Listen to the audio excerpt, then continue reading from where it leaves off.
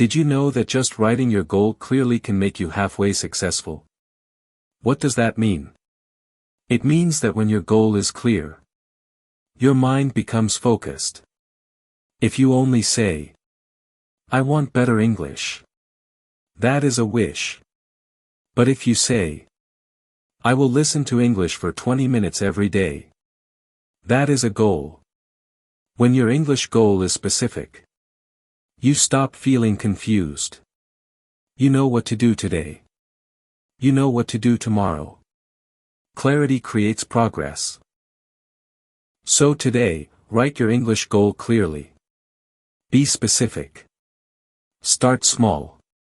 And remember, once your goal is properly set, you are already halfway there.